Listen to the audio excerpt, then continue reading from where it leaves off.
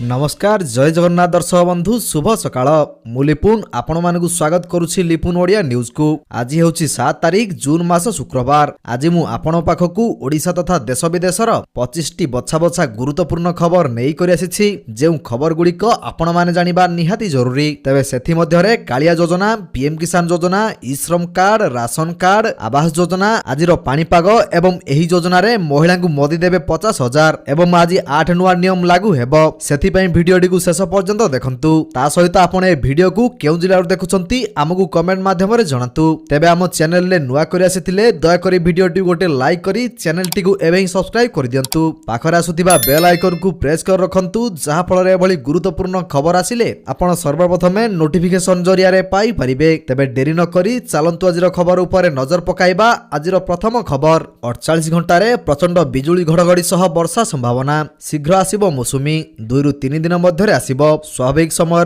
2 दिन पूर्व ओडिशा छुईबो दक्षिण पश्चिम मौसुमी वायु। ओडिशा मौसुमी छुईया पई पाग अनुकूल रहिछि। 48 घंटा मध्य राज्य में प्रचंड बिजुली घड़घड़ी सह वर्षा संभावना रहिछि। वज्रपात नहीं 20 जिला को हलदिया सतर्क सूचना जारी करिछि पाणीपाग विभाग। दक्षिण ओडिशा रे प्रबल वर्षा संभावना रहिछि। सेहिपरि गंजाम, गजपति, रायगड़ा, मालकानगिरी, कोरापुट, नवरंगपुर, कलाहांडी, कंधमाल रे प्रबल वर्षा हेबो। तो दर्शक बंधु चलंतु नजर पकेइबा परवर्ती खबर उपरे। मोदी देइथिले ग्यारंटी ओडिशा रे महिला को 50,000 सह पूरा हेबो 21 टी सुविधा। राज्य रे नुआ सरकार गढिबो बीजेपी। एबे सबुठु बड़ कथा हेउछि राज्य रे केबेठु कार्यकारी हेबो मोदी ग्यारंटी। एही संकल्प पत्र रे राज्यवासी को दल 21 टी संकल्प दैथिया बेले सरकार को आसिले तुरंत ही 21 टी संकल्प पूरा करिबा को प्रतिश्रुति दैथिले राज्य सभापति मनमोहन सामल। वर्तमान प्रश्न उठु जे नुआ सरकार गठन हेबा परे बीजेपी निजर 21 टी संकल्प पूरा करिबो कि नाही। ग्यारंटी संकल्प पत्र रे महिलांग पई सुभद्रा योजना रे 50,000 टंका नगद भाउचर मिलिबो जहा 2 वर्ष भितर खर्च करि परिबे। सेहिपरि चासी मानन पई संकल्प पत्र रे धान क्विंटाल पिछा क्रय मूल्य 3100 टंका करिबा को प्रतिश्रुति दैथिले। केवल सेतिक नुहे 2027 सुधा ओडिसा रे 25 लाख लक्षपति दीदी सृष्टि करिवे। 2029 सुधा 3,50,000 लोकंकु नियुक्ति प्रदान करा जिवो। ता सहित 1,50,000 खाली पदवी पूर्ण हेबो। तो दर्शक बंधु चलंतु नजर पकेइबा परवर्ती खबर उपरे। 5,25,000 युक्त 2 सीट रे नाम लेखा। आज ठारू जुलाई 7 जाए आवेदन चलिबो। 2024-25 शिक्षा वर्ष रे उच्च माध्यमिक विद्यालय तथा युक्त 2 कॉलेज रो प्रथम वर्ष रे नाम लेखा प्रक्रिया आज ठारू आरंभ हेउछि। उच्च माध्यमिक शिक्षा परिषद अधीन विद्यालय रो कला, विज्ञान, वाणिज्य, उपशास्त्री और धंदामूलक पाठ्यक्रम रे नाम लेखा हेबो। पूर्वाह्न 11टा रे साम्स पोर्टल www.samsodisha.gov.in रे कॉमन एप्लीकेशन फॉर्म उपलब्ध हेबो। तो दर्शक बंधु चलंतु नजर पकेइबा परवर्ती खबर उपरे। राशन कार्ड धारी पई आसिला बड़ अपडेट। चाउल एवं गहम सह मिलिबो एही 5टी जिनिस। जदि आपण राशन कार्ड व्यवहारकारी होइथांती तेबे सचेतन होई जांतु कारण आपण समस्त पई एक नुआ अपडेट आसीछि। जदि आपण सरकार द्वारा दियाइथिबा राशन लाभ उठासंती तेबे आपण समस्त पई नुआ रिपोर्ट सामना को आसीछि। वर्तमान हेउछि निर्वाचन समय। विधानसभा पक्षरु कुआ जाय जे पूर्वरु राशन कार्ड व्यवहारकारी को सरकार तरफरु मागणा राशन सुविधा प्रदान करूछंती। मात्र एथिरे परिवर्तन होइछि। एबे गहम बदल रे एपीएल राशन कार्ड धारी को 1500 टंका एवं बीपीएल राशन कार्ड धारी को 2500 टंका एवं कार्ड धारी को 3000 टंका लेखाए मिलिबो। तेबे जदि आपण पाखर राशन कार्ड अछि तेबे आपण माने मध्य एही टंका पाइबे। तेबे दर्शक बंधु कोन आपण पाखर राशन कार्ड अछि कि जदि अछि तेबे हमकु कमेंट माध्यम रे निश्चित भाव रे जणातु। तो दर्शक बंधु चलंतु नजर पकेइबा परवर्ती खबर उपरे।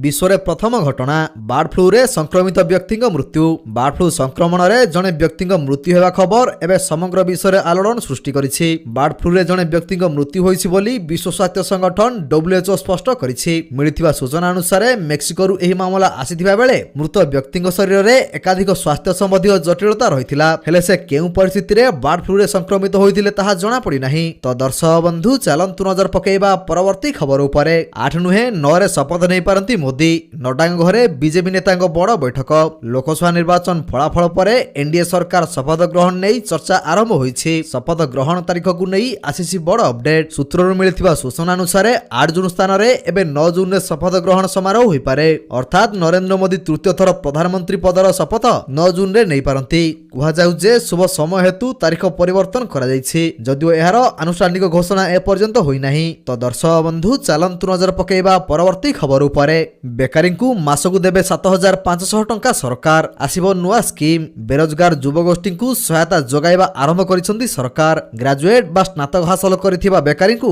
ମାସକୁ 5,000 ଟଙ୍କା ଯୋଗାଇ ଦିଆଯିବ। ସେହିଭଳି ପୋଷ୍ଟ ଗ୍ରାଜୁଏଟ୍ ଓ ସ୍ନାତକୋତ୍ତର କରିଥିବା ବେକାରୀଙ୍କୁ ମାସକୁ 7,500 ଟଙ୍କା ଯୋଗାଇ ଦେବାକୁ ଘୋଷଣା କରାଯାଇଛି। ବର୍ତ୍ତମାନ ସମସ୍ତ ଶିକ୍ଷିତ ବା ଯୋଗ୍ୟ ଆଶାୟୀଙ୍କୁ ନିଯୁକ୍ତି ଯୋଗାଇବାରେ ଅସମର୍ଥ ଅଛନ୍ତି ସରକାର। ଏଣୁ ଏବେ ଏହି ବର୍ଗର ଯୁବଗୋଷ୍ଠୀଙ୍କୁ ବେକାରୀ ଭତ୍ତା ଯୋଗାଇ ଦେବାକୁ ଘୋଷଣା କରିଛନ୍ତି ସରକାର। ତେବେ ଏହି ଯୋଜନାର ଲାଭ ଉଠାଇବାକୁ ହେଲେ ଏକ ନିର୍ଦ୍ଦିଷ୍ଟ ପ୍ରକ୍ରିୟା ରହିଛି। ଏଥିପାଇଁ ପ୍ରଥମେ ନିଯୁକ୍ତି ପଞ୍ଜୀକରଣ କାର୍ଯ୍ୟାଳୟରେ ନିଜକୁ ପଞ୍ଜୀକୃତ କରାଇବାକୁ ହେବ ଏବଂ ପରବର୍ତ୍ତୀ ସମୟରେ ଆପଣଙ୍କ ଆକାଉଣ୍ଟକୁ ମଧ୍ୟ 7,500 ଟଙ୍କା ଆସିବ। ତ ଦର୍ଶକ ବନ୍ଧୁ, ଚାଲନ୍ତୁ ନଜର ପକାଇବା ପରବର୍ତ୍ତୀ ଖବର ଉପରେ। ରାଜ୍ୟରେ ବିଭିନ୍ନ ଯୋଜନା ବନ୍ଦ ଅଭିଯୋଗ। ରାଜ୍ୟରେ ଆର୍ଥିକ ଦୁର୍ବଳ ଶ୍ରେଣୀର ପରିବାରକୁ ମାଗଣାରେ ଉତ୍ତମ ସ୍ୱାସ୍ଥ୍ୟ ସେବା ଯୋଗାଇବା ପାଇଁ ନବୀନ ପଟ୍ଟନାୟକ ସରକାର 2018 ଅଗଷ୍ଟ 15ରୁ ବିଜୁ ସ୍ୱାସ୍ଥ୍ୟ କଲ୍ୟାଣ ଯୋଜନା ଆରମ୍ଭ କରିଥିଲେ। ଗତ 4 ତାରିଖ ଓଡ଼ିଶା ବିଧାନସଭା ନିର୍ବାଚନ ଫଳାଫଳରୁ ନବୀନ ସରକାରଙ୍କ ପତନ ଘଟୁଥିବା ଜାଣି ମଧ୍ୟାହ୍ନରୁ ହିଁ ରାଜ୍ୟର ବିଭିନ୍ନ ଘରୋଇ ଚିକିତ୍ସାଳୟ ବିଏସ୍କେୱାଇ ଯୋଜନାରେ ନୂଆ ରୋଗୀଙ୍କୁ ଭର୍ତ୍ତି କରୁନଥିବା ବେଳେ ପୂର୍ବରୁ ଚିକିତ୍ସିତ ରୋଗୀଙ୍କୁ ଫେରାଇ ଦେଉଥିବା ଅଭିଯୋଗ ଆସିଛି। ତ ଦର୍ଶକ ବନ୍ଧୁ, ଚାଲନ୍ତୁ ନଜର ପକାଇବା ପରବର୍ତ୍ତୀ ଖବର ଉପରେ। ଆଇସିଏମ୍ଆରର ଚେତାବନୀ, ବ୍ରେଡ୍ ବଟର ଓ ରନ୍ଧା ତେଲର ଅତ୍ୟଧିକ ବ୍ୟବହାର ସ୍ୱାସ୍ଥ୍ୟ ପ୍ରତି କ୍ଷତିକାରକ। ବର୍ତ୍ତମାନ ଖାଦ୍ୟପାନୀୟ ଉପରେ ବିଶେଷ ଧ୍ୟାନ ନିଆଯାଉଛି। କୁହାଯାଏ ଖାଦ୍ୟରେ ଅଧିକ ଶାଗ ଏବଂ ପନିପରିବା ବ୍ୟବହାର କରାଯିବା ଉଚିତ, କିନ୍ତୁ ଏହା ଦେଖାଯାଇଛି ଯେ ଲୋକମାନେ ପ୍ୟାକେଜ ଖାଦ୍ୟ ଏବଂ ଯେଉଁମାନେ ସହଜରେ ପ୍ରସ୍ତୁତ ଖାଦ୍ୟ ଖାଇବାକୁ ପସନ୍ଦ କରନ୍ତି, ଜାଣିଶୁଣି କିମ୍ବା ଅଜାଣତରେ ଲୋକମାନେ ସେହି ଜିନିଷ ଖାଇଥାନ୍ତି ଯାହା ସ୍ୱାସ୍ଥ୍ୟ ପାଇଁ କ୍ଷତିକାରକ ବୋଲି ପ୍ରମାଣିତ ହୁଏ। ତେବେ ଆଇସିଏମ୍ଆର ଚେତାବନୀ ଦେଇଛି ଯେ ବ୍ରେଡ୍ ବଟର ଓ ରନ୍ଧା ତେଲର ଅତ୍ୟଧିକ ବ୍ୟବହାର ସ୍ୱାସ୍ଥ୍ୟ ପ୍ରତି କ୍ଷତିକାରକ ଅଟେ। ତ ଦର୍ଶକ ବନ୍ଧୁ, ଚାଲନ୍ତୁ ନଜର ପକାଇବା ପରବର୍ତ୍ତୀ ଖବର ଉପରେ।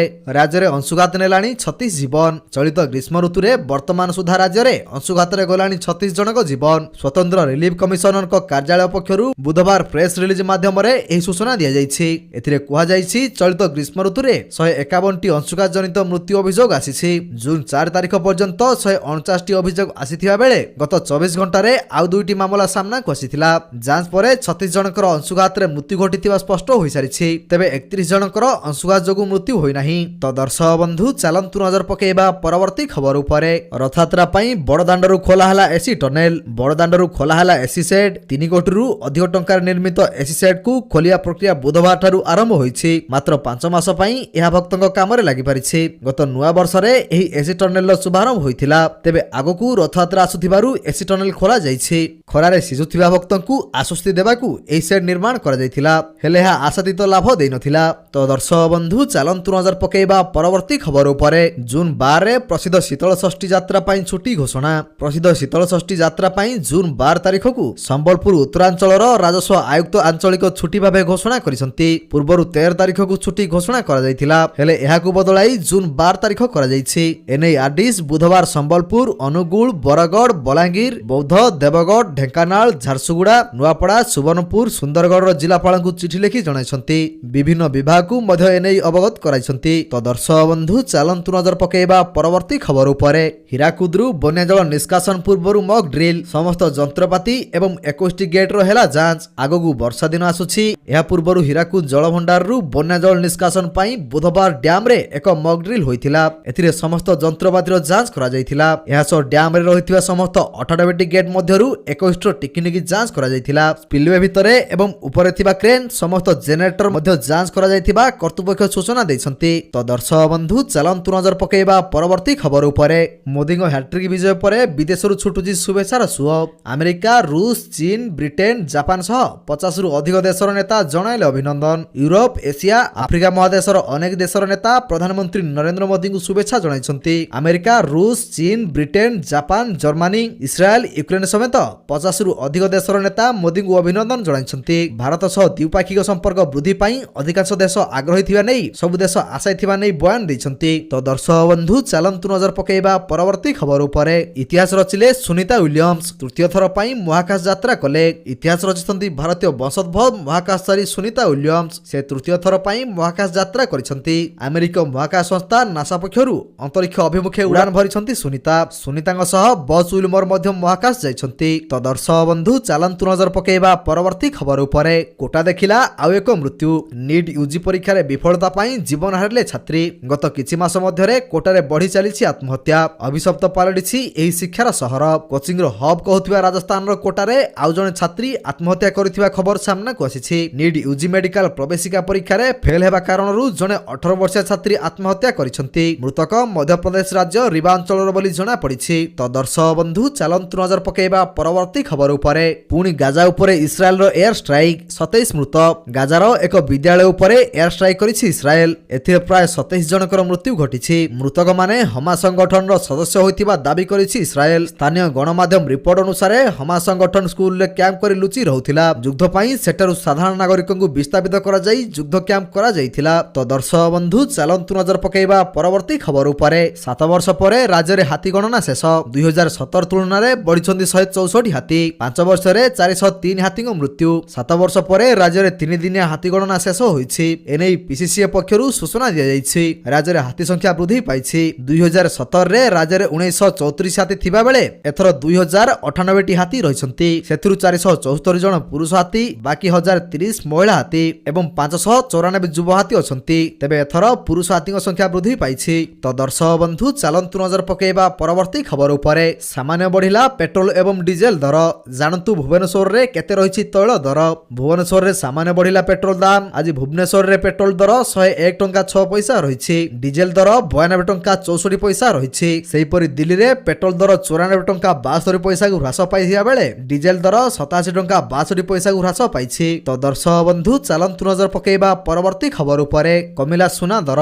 ନଜର ପକାନ୍ତୁ ଆଜିର ମୂଲ୍ୟ ଉପରେ। ଆଜି ସୁନା ଦର ଟିକେ ହ୍ରାସ ପାଇଛି। ସୁନା କିଣିବାକୁ ଚାହୁଁଥିଲେ ପ୍ରଥମେ ଜାଣନ୍ତୁ ଦାମ। ଆଜି ଭାରତୀୟ ବଜାରରେ 24 କ୍ୟାରେଟ ସୁନା ଦର 10 ଗ୍ରାମ ପ୍ରତି 72,110 ଟଙ୍କା ହୋଇଥିବା ବେଳେ 22 କ୍ୟାରେଟ ସୁନା ଦର 10 ଗ୍ରାମ ପିଛା 66,100 ଟଙ୍କା ରହିଛି। ସେହିପରି ଭୁବନେଶ୍ୱରରେ 22 କ୍ୟାରେଟ ସୁନା ଦର 10 ଗ୍ରାମ ପ୍ରତି 66,600 ଟଙ୍କାରେ ପହଞ୍ଚିଥିବା ବେଳେ 24 କ୍ୟାରେଟ ସୁନା ଦର 10 ଗ୍ରାମ ପ୍ରତି 71,650 ଟଙ୍କା ହୋଇଛି। ତ ଦର୍ଶକ ବନ୍ଧୁ ଚାଲନ୍ତୁ ନଜର ପକାଇବା ପରବର୍ତ୍ତୀ ଖବର ଉପରେ। ତ ଦର୍ଶକ ବନ୍ଧୁ ପ୍ରତ୍ୟେକ ଦିନ ଏହିପରି ସକାଳ ଏବଂ ସନ୍ଧ୍ୟାର ସବୁ ଗୁରୁତ୍ୱପୂର୍ଣ୍ଣ ଖବର ଗୁଡ଼ିକ ଦେଖିବା ପାଇଁ ଆମ ଚ୍ୟାନେଲକୁ ସବସ୍କ୍ରାଇବ କରିଦିଅନ୍ତୁ। କାହିଁକିନା ପ୍ରତ୍ୟେକ ଦିନର ଏହିପରି ବଛା ବଛା ଖବର ଗୁଡ଼ିଏ ଆମେ ଆପଣମାନଙ୍କ ପାଇଁ ନେଇକରି ଆସୁଛୁ, ଯାହାର ଅପଡେଟ୍ ଆପଣମାନେ ଆମ ଚ୍ୟାନେଲ ମାଧ୍ୟମରେ ପାଇପାରିବେ। ତେଣୁ ଚ୍ୟାନେଲକୁ ସବସ୍କ୍ରାଇବ କରି ବେଲ୍ ଆଇକନକୁ ପ୍ରେସ୍ କରିବା ପାଇଁ ଜମାରୁ ଭୁଲନ୍ତୁ ନାହିଁ। ଭିଡ଼ିଓଟିକୁ ଶେଷ ପର୍ଯ୍ୟନ୍ତ ଦେଖିଥିବାରୁ ଆପଣଙ୍କୁ ବହୁତ ବହୁତ ଧନ୍ୟବାଦ। ଜୟ ଜଗନ୍ନାଥ।